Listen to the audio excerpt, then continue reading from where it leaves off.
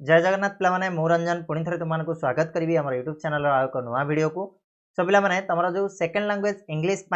Selected long question नहीं कि पलि आसी ठीक अच्छे। तुमने जान 50 मार्क एमसीक्यू थाए 50 मार्क लॉन्ग टाइप क्वेश्चन थाए। तो एमसीक्यू जी इंपोर्टाट तुम लॉन्ग टाइप क्वेश्चन से इंपोर्टाट ठीक अच्छे। तो पिलाने बहुत सारा मेसेज करते सर आमको किसी सिलेक्टेड क्वेश्चन दियो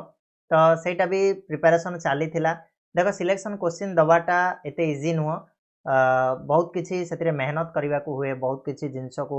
तर्जमा करी से क्वेश्चन गुड़ाक बाछिकी तुम नहीं अणा जाए ठीक अच्छे। लास्ट 10-12 वर्षर क्वेश्चन को डिस्कस कराब देन तुम आगामी वर्ष कौ क्वेश्चन गुड़ाक आसी कौ गुड़ाक ए वर्ष आसबार चांसेस रोचे सब गुड़ाक गोटे एक्सप्लेन माने ये करिकी कौन कराऊँच ना ताको सिलेक्टेड क्वेश्चन तैयारी कराऊँ ठीक अच्छे।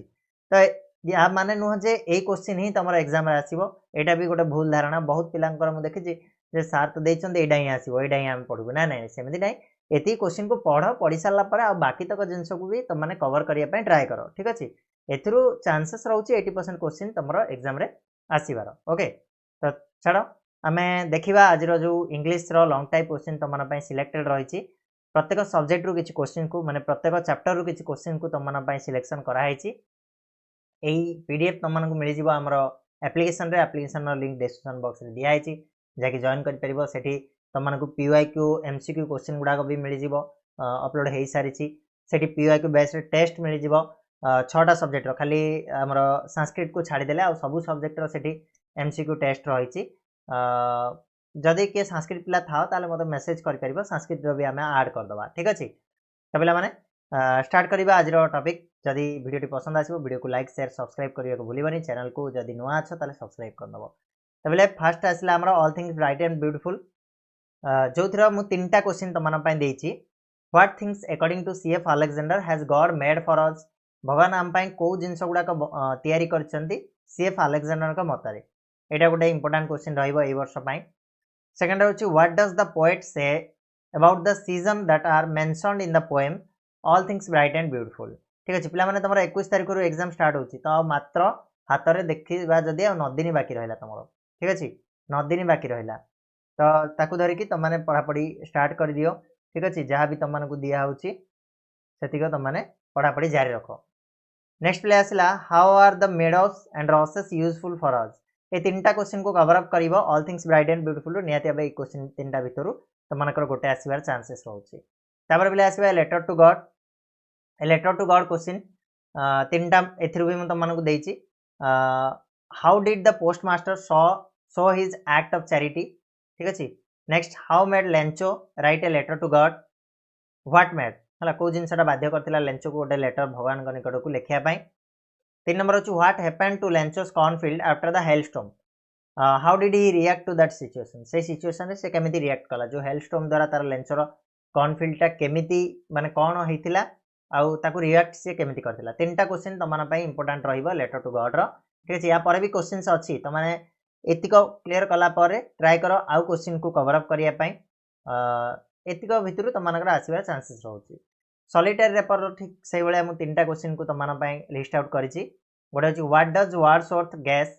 About the theme of the reaper song. Second अछि what birds are mentioned in the poem the solitary reaper and where are they found. Third हूँ कौन what effect does the reaper song have on the poet है कि effect पकईला। तो ये 3टा question तुमको द सॉलिटरी रेपर रहिबो। Next at the high school भी 3टा क्वेश्चन तुम कर प्रिपेयर से हूँ what were Gandhi's views on good हैंड राइटिंग। सेकंड हूँ what did the Sanskrit teacher tell Gandhi to persuade him to take up Sanskrit. तापर what did Gandhi say about the Sanskrit and Persian teacher 3टा क्वेश्चन कवर अप करवा ठीक अच्छे। तो पे ये जो क्वेश्चन गुड़ाक दूसरी क्वेश्चन गुड़ाकर आंसर एगुड़ाक तुमको तुम विभिन्न प्रकार जो गाइड बुक रही से मिल जाव तुमको मिल जाव तुम टेस्ट पेपर मिल जाव ठीक अच्छे। तो आंसर ट्राए कर आ भर जो क्वेश्चन आंसर मिलूनी माने तुम मत कहीपर आप्लिकेसन मेसेज ऑप्शन रही मेसेज करके मत कहीपर जे कौटार आंसर मिलूनी मु ट्राए करी तुम प्रोवाइड करने ओके।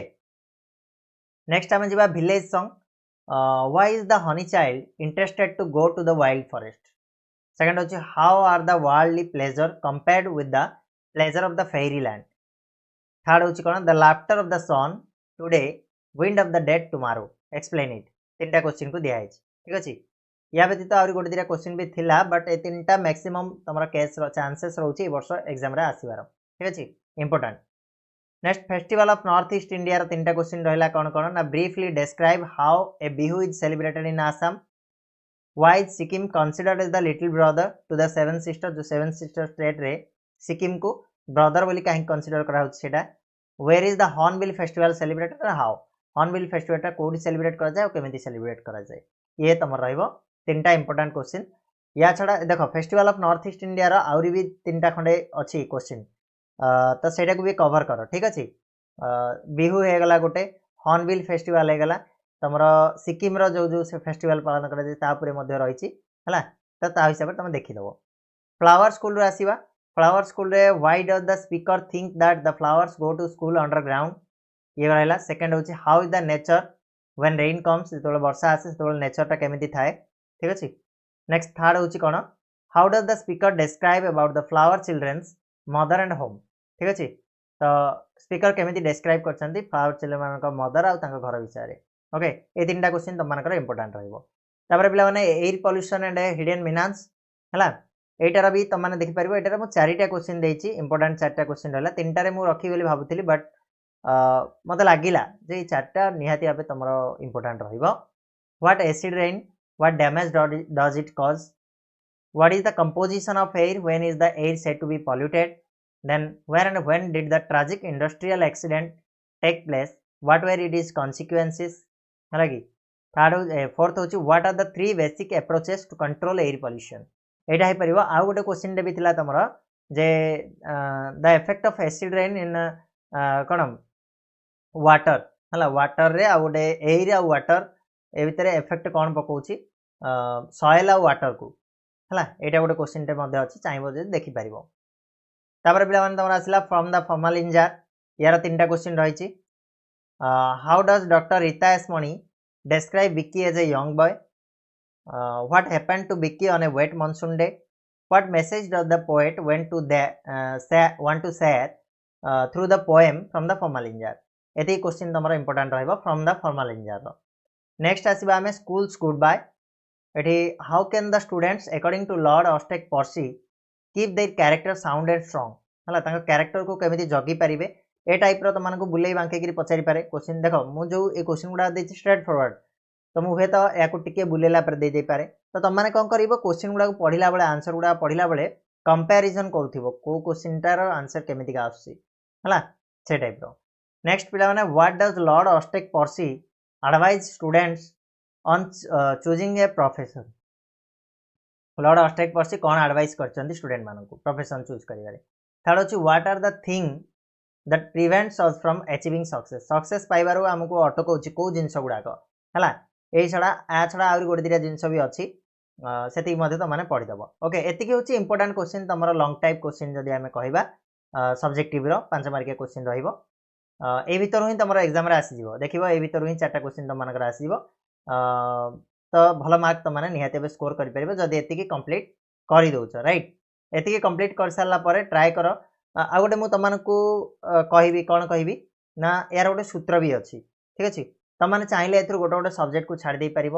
पोएम रू गोटे सब्जेक्ट आउ प्रोज रू गोटे सब्जेक्ट जोटा बेसी कष्ट लगुच से गोटे सब्जेक्ट को छाड़ दियो कि हाँ जब गोटे सब्जेक्ट लेखाएं छाड़ुच अन्य सब्जेक्ट गुड़ाक भल माने सब्जेक्ट कौच रे यूनिट जब गोटे यूनिट को छाड़ुच ताले अन्य यूनिट गुड़ा को क्लीयरली पढ़ा दरकार राइट तो भल से जब पढ़ो ताले गोटे यूनिट छाड़देले किसी असुविधा ना कहीं जदि सेटा सहित और आसी गोटे अलगाटा तुम लिखिदे पार राइट ए टाइप कर सेकेंड जो टिप हूँ कौन